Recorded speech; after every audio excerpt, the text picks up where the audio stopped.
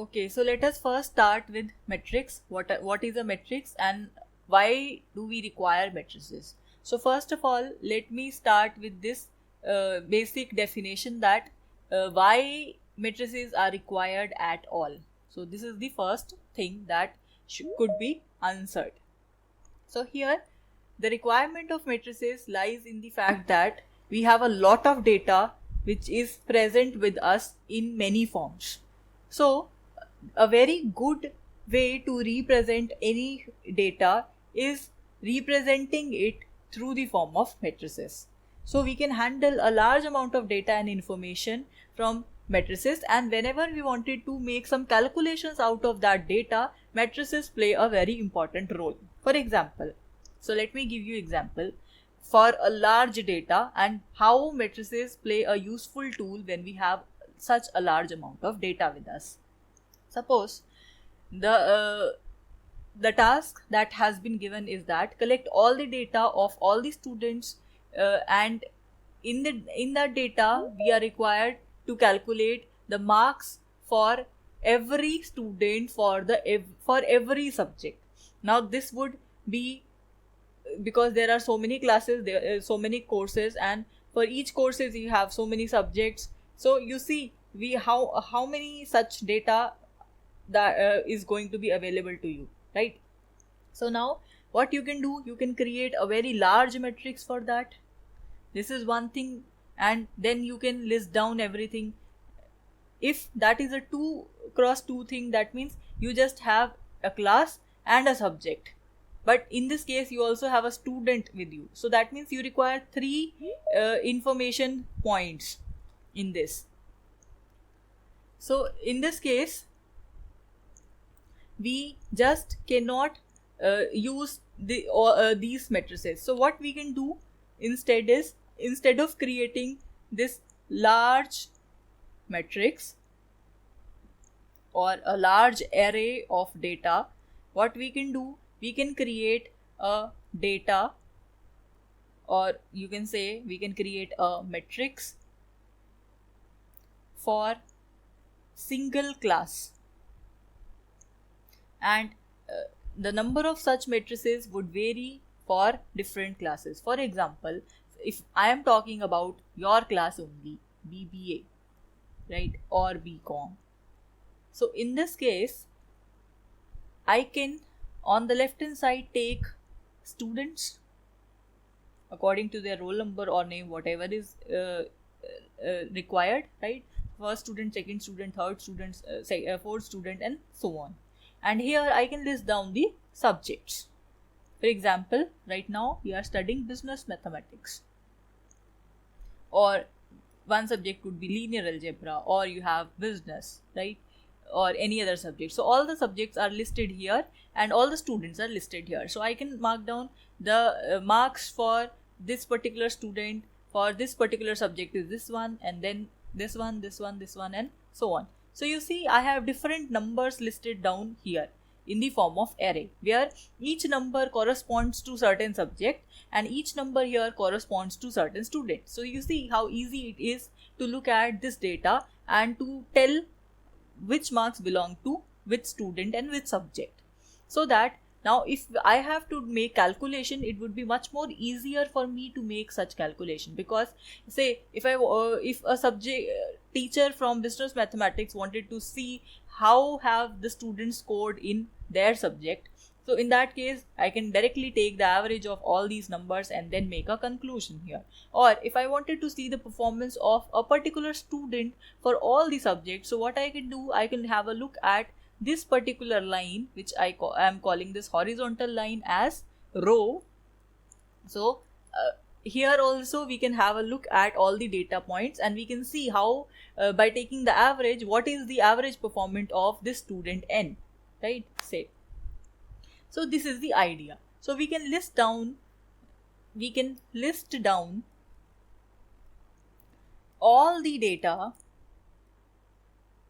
in form of matrices. So what is a matrix basically? So we are listing and arranging, we are listing and arranging data.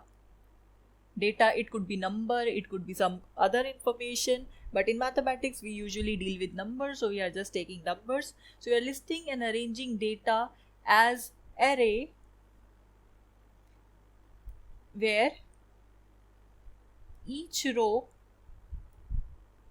and each column would have different meanings according to the different data, right? So this is how we can define a particular matrix, right? The matrices that we are dealing with usually consist of, so for example, let me give you an example here.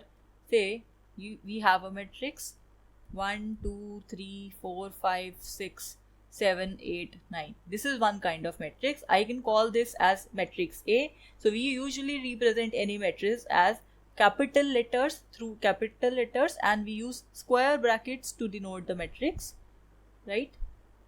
And all the numbers are listed like this. So here you have to see that how many rows are present. So by row I mean the horizontal data.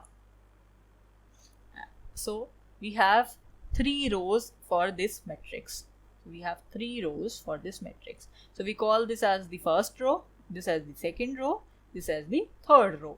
And similarly, whatever is the data that is present as column, that is the vertical data, so we call that as column. So in this case we have 3 columns. This is the column 1, this is the column 2, and this is the column 3.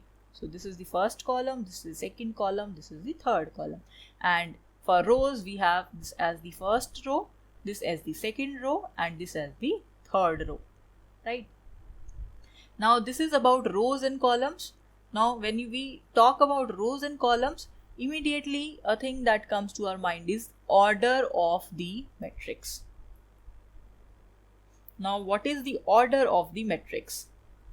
So if you see, we define the order of matrix by writing number of rows times the number of columns of that matrix. So in this case, because we have in total 3 rows and 3 columns, so we got the number of rows as 3, and we just put the symbol of cross, that means times here, and number of columns is again equal to 3. So the order in this case is 3 cross 3. So that means we have 3 rows and 3 columns. So this is the information. Next, after this information, we also have another thing. That means we also name the elements.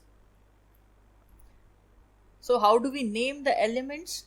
First of all, we do that according to the position. So suppose this is some matrix.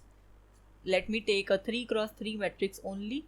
So if I'm writing the matrix as capital A, so I'm writing individual elements as small a, so that each element would differ by the index, and that is represented by the position. So if you see, this is your first row, this is your second row, this way, and this is your third row this way, and this is our first column, this is our second column, and this is our third column. Now if you talk about this particular element, this is present in the first row and first column, so we use the index 1 and 1 here. The first index is used A, I, J. So here I represent the row index and J represents the column index, right? So in this case we have 1 and 1 because the row index is 1 and the column index is also 1. So for the second element here we have 1 for the first row and 2 for the second column, and here it would be similarly 1 and 3. Next, for this particular element we are now in the second row, so it would be 2 here, and we are in the first column, so it would be 1. So A 2 1. next would be A22, next would be A23, next element here. Now because we are in the third row, so it would be A3 and the first column, so A31, then A32 and then A33. So this is the position or the name of each of the element. So you should please make a note of this thing, that how we can write this matrix here.